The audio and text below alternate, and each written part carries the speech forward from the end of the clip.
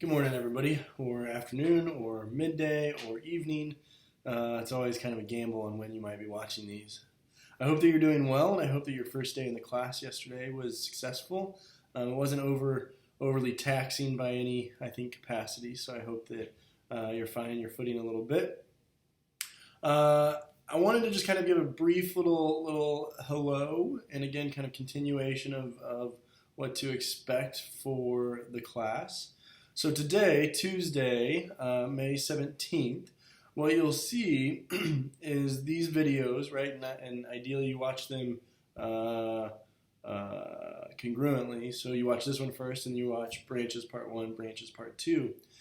And this first one, basically I just wanted to offer a space to think about, well, what is philosophy, right? Like when we think of like the word philosophy, when we think of the discipline philosophy, like what do you all think about? Right?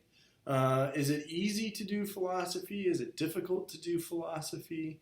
What does it even mean to do philosophy? Right? And in asking these questions, hopefully sets the stage really nicely to go on to the branches here. Because once we start doing the branches of philosophy, it'll become a little bit more compartmentalized as it relates to, again, the depths of which the discipline of philosophy goes. So a couple of things to make mention of, okay? And I do this in my live 103 classes just because I think that it's worthwhile. But philosophy has an interesting place where philosophy, I think, could be argued that is the discipline that houses all other disciplines, okay? Meaning, whatever it is you're studying, even if that's like computer science, right? I'm trying to pick something that seems really far away from maybe like philosophy. In some capacity, right, whatever it is you're studying, whatever it is you're majoring in, is connected to a philosophical endeavor, right?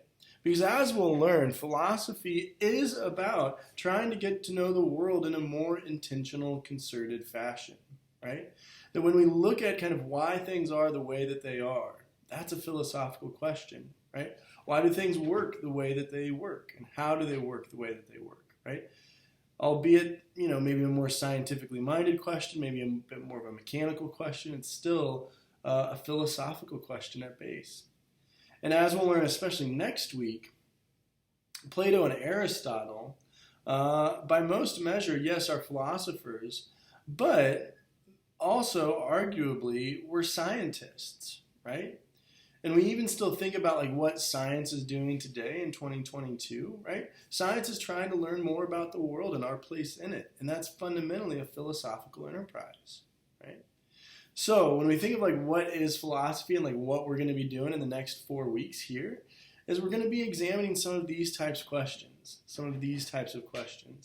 Another way of like thinking that philosophy is this discipline that houses all other disciplines is that whenever anyone gets a PhD in a particular field, meaning kind of this highest achievable mastery of a topic, right? The PH stands for philosophy, and the D stands for doctorate. So when one gets a PhD in computer science, one is getting a doctorate in philosophy of computer science, right?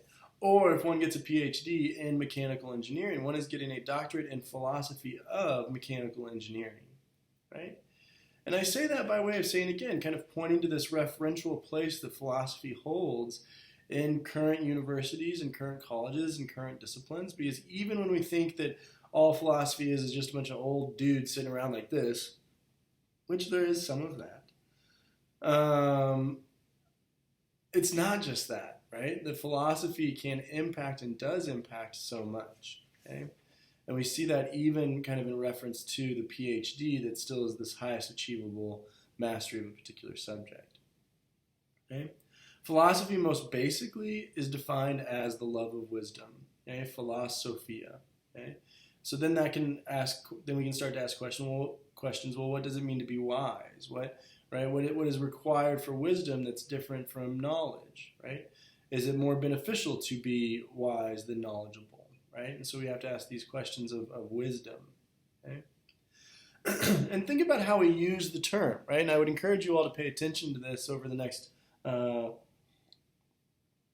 couple of weeks while you're in the class, especially if maybe like you're into sports or um, if you're working a part-time job, because often we hear, especially like with sports, we'll hear like, oh, her coaching philosophy is defensively minded, or his coaching philosophy is to run up and down the floor if we're talking about basketball, right?